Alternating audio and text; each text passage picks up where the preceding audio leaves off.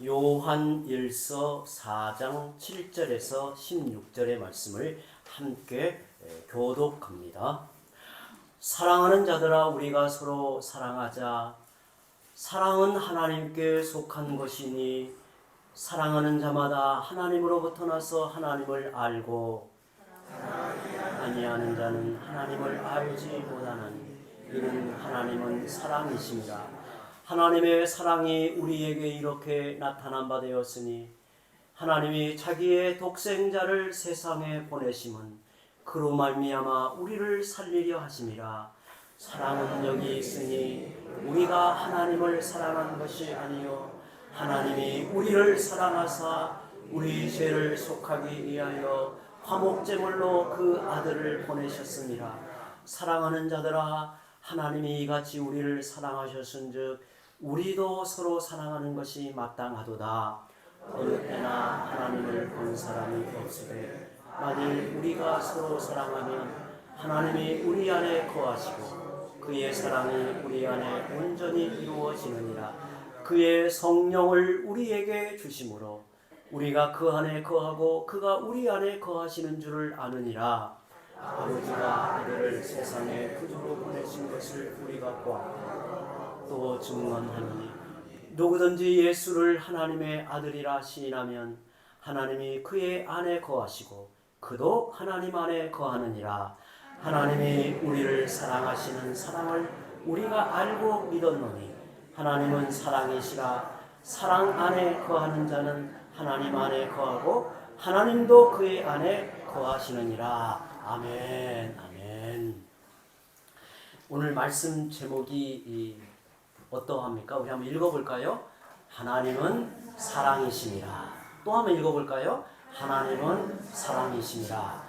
오늘 설교 마치면 이 말씀의 내용이 뭡니까? 그러면 하나님은 사랑이시니라. 이걸 기억해야 됩니다. 다시 한번 해볼까요? 시작. 하나님은 사랑이시니라. 이제 말씀 함께 나눕니다. 요즘 우리들 곁에는 어려운 고난 속에 계시는 분들이 많습니다. 겨우 추스린 몸에 또다시 수술을 받고 힘겨워하시는 집사님도 계시고 또 몇 년 동안 침상에 누워 계시는 분도 있습니다. 어제 저녁에 그의 자녀와 통화하는데 무거운 마음을 토로하고 이제는 많이 지쳐 계신다는 이야기를 듣고 마음이 기도하는 마음으로 무거웠습니다. 또 사랑하는 자녀를 떠나보내고 슬픔의 시간을 보내고 계시는 노예 목사님도 계시고 또 우리 노예 사모님 중에는 암 투병으로 극심한 고통을 겪고 있는 분도 있습니다. 종양이 너무 커져서 그 종양에서 진물이 흘러나오고 그래서 그 너무도 이 극한 이 냄새로 고통을 겪고 있다는 이야기를 듣고는 무거운 마음을 금할 수 없었어요. 우리는 이런 고난 속에서 어떻게 이겨낼 수 있을까요? 두려운 고난의 강을 어떻게 건너갈 수 있습니까? 그것은 우리를 향한 하나님의 끝없는 사랑이 우리를 지키고 견디게 한다는 사실을 잊지 말아야 합니다. 하나님의 그 사랑으로 연약한 우리를 붙들고 계시다는 사실이에요. 보이지 않는 하나님의 그 손, 사랑의 능력의 손으로 우리를 붙들고 계시다는 사실입니다. 사도 요한은 그 사랑에 대해 이렇게 말합니다. 7절, 8절을 보실까요? 사랑하는 자들아, 우리가 서로 사랑하자. 사랑은 하나님께 속한 것이니 사랑하는 자마다 하나님으로부터 나서 하나님을 알고 사랑하지 아니하는 자는 하나님을 알지 못하나니 이는 하나님은 사랑이시니라 그랬어요. 이는 하나님은 사랑이시니라. 요한은 특히 사랑의 사도로 알려져 있습니다. 그는 예수님과 식사할 때면 유별나게 예수님 다 곁에서 몸을 기대는데 예수님 품에 몸을 기대었다고 그래요. 얼마나 정이 많았는지. 옛날 그 당시에는 식사할 때 비스듬히 이렇게 기대고 식사하는 이 습관이 있어서 그리 했겠지만 유별나게 예수님 곁을 탁 차지하고 예수님 품에 기대어서 함께 이야기를 나누고 식사하는 이 요한의 모습을 떠올리게 되면 그가 성도들을 부를 때 사랑하는 자들아 이렇게 부르는 것이 참 어울린다는 생각이 들어요. 사도 요한은 우리가 서로 사랑하자 이렇게 권면합니다. 초대 교회로부터 전해오는 일화에 따르면 요한은 서로 사랑합시다 라는 설교를 매우 자주 했다고 해요. 그러자 교인들이 사도에게 다음 주일에는 좀 다른 설교를 좀 해주세요 라고 요청을 하였는데 사도는 여전히 여러분 서로 사랑하십시오 라는 주제로 설교를 했다고 합니다. 마음이 상한 성도들이 왜 사랑에 대해서만 줄곧 말씀하시는가 이렇게 되묻자 사도 요한이 이렇게 대답했다고 해요. 사랑은 가장 중요하고 주님이 주신 새 계명입니다 라고 대답하며 이후에도 여전히 사랑에 대해 자주 설교했다고 해요. 그 마지막에는 힘이 다 잃고 이제 겨우 강단에 올라서서 설교할 때에는 한마디 말씀을 전하고 내려갔다고 해요. 사랑하는 성도 여러분, 우리 서로 사랑합시다 라고 하고 내려갔대요. 그런데 그 말씀의 감동이 성도들의 심령을 울리고 새롭게 했다는 거예요. 사도는 신자됨의 특징을 사랑이다 라고 말해요. 그래서 교회를 가리켜 사랑의 공동체라고 합니다. 교회에 오면 이렇게 주일에 교회 와서 함께 만나면 사랑이 느껴지고 사랑이 넘쳐나야 돼요. 오늘 윤승영 원장님이 오랜만에 코로나 때문에 자주 우리가 만나지 못하고 그랬는데 오랜만에 이렇게 함께 예배를 드리는데 저희 교회를 오랜만에 다 오셔서 야 교회가 여전히 사랑의 느낌이 있다. 사랑이 넘친다. 이렇게 생각이 되면 우리는 지금 잘 자라고 있는 거예요. 그런데 웬 분위기가 이렇게 싸늘해? 좀 낯설다. 이렇게 또 생각이 되면 우리는 각성해야 된단 말이에요. 저는 우리 교회가 참 좋아요. 우리 권사님들, 집사님들, 우리 장로님들 보면 이게 사랑이 느껴져요. 사랑이 와닿아요. 저는 이게 너무너무 좋아요. 여러분 사랑이 있으면 사람들은 모이기를 좋아해요. 쇠붙이가 자석에 끌리듯이 사람들은 사랑에 이끌리기 때문에 그래요. 교회 안에 사랑이 넘쳐나면 모든 좋은 것들이 따라옵니다. 예배, 말씀 공부, 전도, 구제, 봉사에 이르기까지 교회의 모든 사역은 사랑으로 가능해지는 거예요. 하나님은 사랑이심이라. 이 말씀은 너무도 중요합니다. 오늘 예배를 마치고 우리 성도들은 하나님은 사랑이심이라. 이걸 꼭 마음에 새겨 기억했으면 좋겠어요. 여러분 하나님을 떠올리면 하나님은 인색하신 분, 하나님은 무서우신 분, 하나님은 잔소리가 많으신 분, 하나님은 왠지 내게 있어서 율법적이야 이런 개념이 아니라 하나님을 생각하면 하나님은 사랑이심이라. 이게 떠오르는 게 중요해요. 여러분 우리 자녀들이 아버지를 생각할 때 또 어머니를 생각할 때 사랑이 탁 떠올라서 어려운 일이 있거나 또 외롭거나 그러면 그냥 그 사랑의 부모님만 생각해도 그래 나를 사랑하시는 부모님이 계시지 힘이 난다 이러면 정말 복된 거예요. 이게 하나님을 생각할 때도 이게 중요하단 말이에요. 아우구스티누스는 요한서신 강해라는 그의 주석에서 말하기를 성경 전체에서 하나님의 사랑을 찾을 수 없다 할지라도 바로 이 말씀 안에서만큼은 하나님의 사랑을 분명히 발견할 수 있다 그랬어요. 사도 요한이 하나님을 생각할 때 그 사랑이 얼마나 강력하고 놀라우면 이렇게 단순하게 표현을 하나님은 사랑이심이라. 이렇게 표현하는 게 쉽지 않잖아요. 이걸 좀 더 실감나게 우리 사람에게 한번 적용해 볼까요? 예를 들어서 여러분들이 저를 생각할 때 목사님은 사랑이심이라 그러면 제가 그 이야기를 듣고 어떤 생각이 들까요? 아이고 부끄럽다. 내 수준은 영 아닌데 나는 참 너무나 부족한데 그렇게 생각하더니 오해하고 계시구나. 이렇게 생각하기 쉽죠. 그러나 하나님은 사랑이심이라 할 때 우리 마음에 하나님이 어떤 분으로 임하여지는가를 알게 되는 거예요. 사실 성경 전체에서 하나님은 무엇이라 이렇게 단정적으로 표현한 것이 그렇게 많지 않습니다. 그런데 사도 요한은 요한일서에 2번이나 이런 표현을 써요. 요한일서 1장 5절에서 하나님은 빛이시라. 하나님은 빛이시라. 그리고 오늘 본문의 4장 8절과 16절에 하나님은 사랑이시라. 이렇게 거듭말하고 있습니다.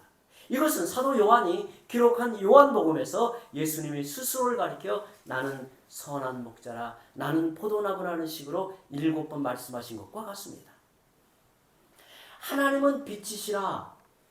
이 말씀은 하나님은 진리이시며 생명이 되신다는 뜻이에요. 하나님은 진리이시며 하나님은 생명이시다는 뜻이에요. 요한 서신에서 빛과 생명과 진리는 거의 같은 말로 쓰여요. 또 하나님은 사랑이시라는 이 말씀은 사랑이 하나님의 본질에 속한다라는 거예요. 사랑은 하나님의 본질에 속한다. 그래서 하나님이 좋은 거예요. 여러분, 우리는 하나님의 사랑을 다 헤아리지 못하고 하나님의 사랑을 실감하지 못하고 또 하나님의 사랑을 누리지 못해도 하나님은 여전히 우리를 사랑하고 그 사랑이 우리의 인생에 개입하여 우리가 주의 백성으로 살되게 하신다는 거예요. 여러분, 우리 자녀들이 철이 들기까지는 부모의 사랑을 잘 몰라요. 제가 그런 것 같았어요. 지금은 부모님하고 통화하면 마음속에 깊은 이 교감이 일어나요. 부모의 마음 또 제 마음이 부모님에게 전하여져요. 왜 그럴까 생각해보면 부모의 사랑이 하늘 같다 하라는 이 의식 또 지식이 내 안에서 이제 분명해지기 때문에 부모에 대한 그 마음이 일어나는 거예요. 그런데 철이 들기 전에는 부모의 사랑을 그렇게 느끼지 못해요. 그런다 해도 부모의 사랑은 여전해요. 여전해요. 그 아이의 평생토록 그 부모의 사랑은 변함이 없어요. 마치 하나님이 주의 백성을 향하여 갖는 그 사랑의 표현이 그렇단 말이죠. 빛이신 하나님과 사랑이신 하나님, 즉 진리와 사랑을 마음속에 품고 사는 사람은 온전한 성도가 될 수 있습니다. 하나님은 영원 전부터 성부, 성자, 성령이 서로 사랑하시는 분으로 계셨습니다. 하나님은 셋으로 구별되는 삼위이지만 서로 긴밀하고 뜨겁게 사랑하시는 가운데 일체가 되십니다. 이것이 삼위일체론의 핵심입니다. 그런데 그 사랑이 우리에게 향하여지면 어떻게 될까요? 하나님의 생명과 진리가 우리에게 전하여지는 거예요. 사도 요한은 이 사실을 예수님의 십자가 사건을 통해 분명히 알 수 있다고 증언합니다. 오늘 9절과 16절, 10절 말씀 우리 두 절을 함께 읽어봅니다. 하나님의 사랑이 우리에게 이렇게 나타난 바 되었으니 하나님이 자기의 독생자를 세상에 보내심은 그로 말미암아 우리를 살리려 하심이라. 사랑은 여기 있으니 우리가 하나님을 사랑한 것이 아니요 하나님이 우리를 사랑하사 우리 죄를 속하기 위하여 화목제물로 그 아들을 보내셨습니다. 참 우리 마음을 흔들어 깨우는 하나님의 사랑이 이렇게 표현되어졌단 말이죠. 우리는 이렇게 너무나 평이한 주제 앞에서는 식상한 마음을 갖기 쉬워요. 저는 이 말씀을 준비하면서 고민이 하나 있었어요. 너무나 평이한 이 주제 앞에 그냥 뻔한 생각으로 이 말씀을 받아들이지 않을까. 그러나 여러분, 우리의 인생 가운데 나타내어진 그 하나님의 사랑이 이러하다는 것을 곰곰이 생각해 보면 이것은 가히 충격이 아닐 수가 없는 거예요. 하나님은 스스로 생명과 빛과 진리이실 뿐 아니라 그것을 우리에게 나타내어 주고자 하셨다는 거예요. 주고자 하셨다는 거예요. 하나님은 스스로 생명이시고 빛이시고 진리이신데 그것을 우리에게 나타내어 주고자 하셨다는 겁니다. 그렇기 때문에 우리 인간이 타락하였을 때 하나님은 즉시 구원의 손길을 내미셨습니다. 하나님은 우리를 너무도 사랑하셔서 파격적인 하나님의 사랑을 우리에게 부어주시는데 독생자를 내어주심으로 그 사랑을 표하여 구원의 은혜를 베푸셨습니다. 성경에 예수님을 가리켜 독생자라고 칭한 것은 사도 요한이 기록한 요한복음과 요한일서뿐입니다.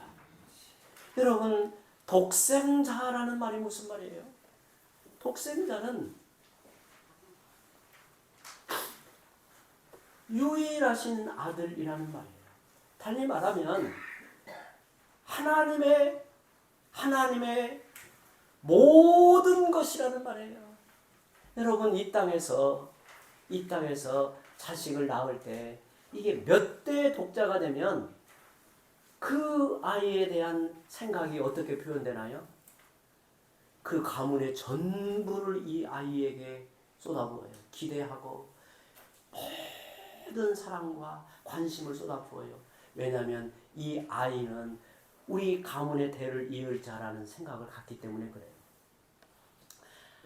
하나님에게 유일하신 아들, 하나님을 그대로 나타내시고 또 하나님의 아들로서 그 영광을 동등하게 취하시는 그 독생자이신 그 아들을 말하고 있는 겁니다. 그런데 하나님이 우리를 구원하시기에 그분의 독생자를 내어주셨다고 말하는 겁니다. 참으로 놀라운 은혜이고 신비로운 사랑입니다.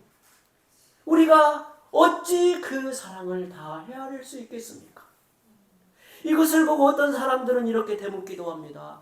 우리에게는 사랑을 명하신 하나님이 어찌 당신의 독생자를 그토록 모질게 저주의 형벌을 당하게 하셨는가? 우리는 이 물음에 대한 답을 잘 알고 있습니다. 하나님의 아들로서 십자가의 저주의 형벌을 당하신 이유는 우리의 모든 죄를 대신하여 당한 대속의 죽음이었음을 알고 있습니다. 엄밀하게 말한다면 하나님이 그 아들을 죽게 하신 것이 아니라 우리가 그리스도를 십자가에 못 박은 것입니다. 사도 요한은 예수님의 십자가에 대해 이렇게 증거합니다. 10절에 사랑은 여기 있으니 우리가 하나님을 사랑한 것이 아니요 하나님이 우리를 사랑하사 우리 죄를 속하기 위하여 화목제물로 그 아들을 보내셨음이라 라고 말합니다. 화목제물은 구약 성경에 나오는 5대 제사 가운데 하나입니다. 구약 성경에 보면 5대 제사가 나오는데 번제와 소제, 속건제, 속제제, 화목제 이 5대 제사가 나오죠. 특히 화목제는 어떤 의미로 드려지는 제사냐면 죄로 인하여 깨어진 관계를 다시 회복시킬 때 드려지는 제사입니다. 신약 성경에서 화목제물이라는 말이 2번 나와요. 그게 요한일서 2장 2절과 4장 10절에만 나와요. 예수님이 화목제물이 되셨다는 말 속에는 중요한 2가지 의미가 있습니다. 예수님이 우리의 화목제물이 되었다는 말은 두 가지 의미가 있어요. 먼저 화목제물은 죄인에 대한 하나님의 진노를 보여주는 겁니다. 모든 죄는 그 성격이 하나님에 대한 반역이고 불순종입니다. 그렇기 때문에 하나님은 당연히 죄인에 대해 진노하시는 겁니다. 그 죄 문제를 해결하기 위해서는 반드시 그 죄에 대한 그에 대한 대가를 치르도록 하는 겁니다. 왜냐하면 하나님은 공의로운 분이기 때문에 그래요. 달리 말하면 죄는 하나님을 부정하는 거예요. 하나님을 반역하는 거예요.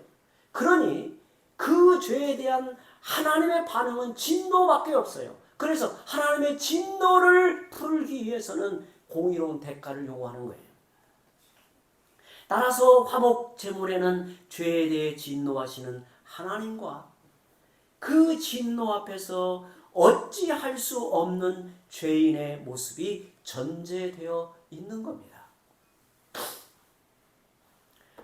화목제물의 전제는 그렇단 말이에요. 화목제물이 없으면 죄인은 어찌할 길이 없어요. 진노를 당하여 멸망에 처해지는 것밖에 없어요. 그게 바로 뭐냐면 지옥입니다. 여러분 지옥은 하나님의 공의로운 판단이에요. 하나님의 성품이 그렇게 반영이 되는 거예요. 지옥은 하나님의 성품이 그렇게 나타난 거예요. 또한 화목제물은 죄인을 불쌍히 여기시는 하나님의 사랑을 보여줍니다. 인간의 죄는 너무도 심각하여 스스로 그 문제를 해결할 길이 없어요. 그래서 죄와 죽음 아래 있는 우리에게 하나님이 먼저 다가오셨습니다. 마치 아담이 범죄하였을 때도 하나님이 먼저 다가오셔서 아담아 너가 어디 있느냐라고 물으신 것과 같아요. 무엇보다 하나님은 사랑이시기 때문에 그렇습니다. 화목제물이 되신 예수님은 하나님과 죄인들 사이에 깨어진 관계를 다시 화목하게 하십니다. 십자가에 달려 흘리신 그리스도의 피가 우리의 죄를 씻어내므로 죄에 대한 하나님의 진노가 풀리고 인간은 하나님께 다시 나아갈 수 있게 되는 겁니다.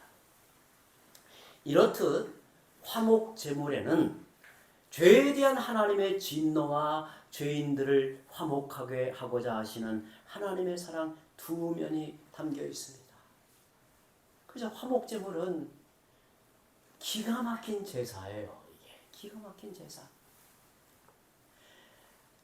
죄에 대한 하나님의 이글거리는 그 진노의 불길.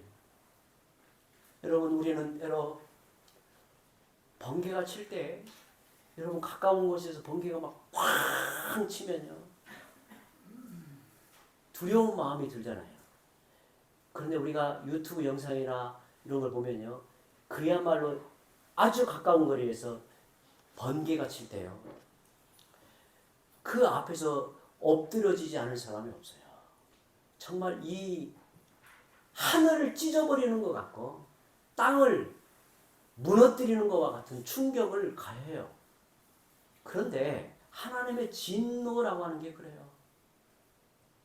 우리가 하나님 앞에 험할 수밖에 없는 우리의 죄에 대한 하나님의 반응이 사실은 그럽니다. 사실은 그런 거예요. 여러분 우리가 하나님의 거룩과 하나님의 공의로우심을 깊이 이렇게 이해하고 성경을 읽어보면 우리의 허물과 죄에 대한 하나님의 그 마음이 얼마나 어떠한가를 알게 돼요. 저는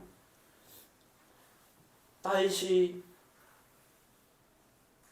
우리 아이 안에 밧세바를 범하고 나단 선지자가 찾아와서 그에게 당신이 그 흉악한 죄인입니다라고 지적하였을 때 그는 그 순간에 하나님의 공의로운 얼굴을 본 거예요. 나단 선지자의 얼굴을 본 게 아니에요. 하나님의 공의로운 얼굴을 보고 그가 엎드려져서 팔팔팔팔 떠는데 마치 하나님 앞에 한 번만 나를 살려주세요. 내 안에 성령을 거두지 마시고 내 안에 새 영을 새 마음을 달라고 바들바들 떨었어요. 여러분, 다윗이 그 앞에서 그 약함을 연출한 게 아니에요. 하나님을 그때 본 거예요. 하나님의 진노라고 하는 게 그렇게 두려운 거예요. 이렇게 화목제물에는 죄에 대한 하나님의 진노가 뿜어 나오는 것과 또한 죄인들과 화목하고자 하시는 하나님의 사랑 두 면이 담겨 있습니다. 하나님은 죄인을 미워하실까 사랑하실까라는 물음에 대하여 칼빈은 기독교 황교에서 하나님은 죄인을 미워하시는 동시에 사랑하신다라고 했습니다. 절묘한 표현이라고 생각해요. 자녀를 키워보신 분들은 이 말이 무엇을 의미하는가 잘 알고 있습니다. 자녀가 그릇된 길로 가면 꾸짖고 그것도 안 되면 회초리를 들어서라도 바로잡습니다. 그때 여러분은 자녀를 사랑합니까? 미워합니까? 하면 다 이렇게 대답해요. 미워하지만 더 사랑합니다. 이게 표현. 사도 요한은 이에 대하여 하나님은 우리를 사랑하신다라고 짧게 말합니다. 왜냐하면 하나님의 변함없는 사랑이 죄인들에게는 진노의 사랑으로 나타나고 성도들에게는 자비의 사랑으로 나타나기 때문입니다. 그래서 하나의 표현을 쓴 거예요. 하나님은 사랑이십니다. 예수님의 십자가는 죄인들을 향한 하나님의 진노의 사랑을 보여주고 있습니다. 그 안에서 하나님의 사랑을 보는 사람들은 그 사랑 안에서 자신을 돌이켜 회개하며 주님께로 나아갑니다. 하나님의 사랑은 구원을 베푸시는 사랑입니다. 우리는 그 사랑으로 구원을 받고 이런 면에서 세상의 어떤 사람들보다 복이 있는 인생입니다. 사도 요한은 하나님의 사랑을 받은 사람은 지체들을 사랑할 수밖에 없다고 말합니다. 하나님을 참으로 믿는 사람은 이제는 하나님의 눈으로 형제 자매들을 바라보기 때문입니다. 하나님이 그토록 사랑하신 지체들을 우리도 서로 사랑하는 게 당연하다는 거죠. 우리 함께 읽어보죠. 11절 12절 말씀 읽어봅니다. 시작. 사랑하는 자들아 하나님이 이같이 우리를 사랑하셨은즉 우리도 서로 사랑하는 것이 마땅하도다. 어느 때나 하나님을 본 사람이 없으되 만일 우리가 서로 사랑하면 하나님이 우리 안에 거하시고 그의 사랑이 우리 안에 온전히 이루어지느니라. 여러분은 사람의 눈이 아닌 하나님의 시각으로 형제 자매들을 바라보고 사랑하시기를 바랍니다. 그런데 여러분, 우리는 사랑하는 일에 둔하고 인색하기 때문에 하나님께서 사랑의 영 성령을 우리에게 보내어 주신다고 합니다. 오늘 13절 말씀에 보면 그의 성령을 우리에게 주심으로 우리가 그 안에 거하고 그가 우리 안에 거하시는 줄 아느니라 이렇게 말합니다. 우리는 사랑에 참 부족합니다. 우리가 아무리 누군가를 사랑한다 해도 온전하게 사랑할 수 없습니다. 사랑은 언제나 노력이 필요합니다. 세상에 가장 흔한 것이 사랑이지만 세상이 언제나 목말라 하는 것도 또한 사랑입니다. 세상의 많은 일들은 숙달이 되고 점점 수월하게 할 수 있습니다. 하지만 사랑은 그렇지 않습니다. 사랑에는 숙달된 달인이 없습니다. 사랑은 항상 새롭게 시작하는 마음가짐으로 해야 합니다. 하나님의 사랑에서 출발을 해야 합니다. 그런 의미에서 사랑은 어렵습니다. 사랑 때문에 가장 많이 웃게 되지만 가장 많이 울게 하는 건 역시 사랑입니다. 서로 사랑하여 하나 된 부부도 사랑이 식어지면 어느 순간 남이 되기도 하고 심지어 원수가 되기도 합니다. 뇌 속에서 나온 자식이라도 어느 때는 미워서 고달픈 짐으로 생각되기도 합니다. C.S. 루이스의 4가지 사랑이라는 책에 이런 글귀가 있습니다. 영원히 변치 않겠다고 가장 쉽게 다짐하는 것이 연인 간의 사랑이지만 사랑 중에 가장 빨리 변질되는 것도 연인 간의 사랑입니다. 저는 이 글귀가 참 수긍이 되더라고요. 불붙는 사랑인 것 같은데 어느 순간에 싸늘해지고 마는 그 사랑의 편지. 어떤 때는 함께 주님을 섬기는 성도들도 싫어지기도 합니다. 심지어 하나님을 사랑하는 것도 싫어질 때가 있습니다. 저는 인간의 연약함을 말하고자 하는 겁니다. 신앙생활을 열심히 하는데 자신이 원인 모를 고통에 처할 때 과연 하나님은 나를 사랑하시는가 의심이 들기도 합니다. 긴 슬픔의 강을 건너가야 할 때 번민과 혼란 속에서 괴로워하며 주님은 과연 어디에 계십니까? 라고 묻기도 합니다. 얼마 전에 자녀를 잃은 우리 노예 목사님 그 올려놓은 글귀에 이 말이 저에게는 너무 슬픔으로 다가왔습니다. 저녁에 도저히 잠을 잘 수가 없었다고 해요. 잠을 잘 수가 없어서 일어나서 한없이 걸어갔대요. 동이 들 때까지 걷고 또 걸어갔다고 해요. 저는 이것이 슬픔의 시간을 보내는 방식이 아닐까 그런 생각을 했습니다.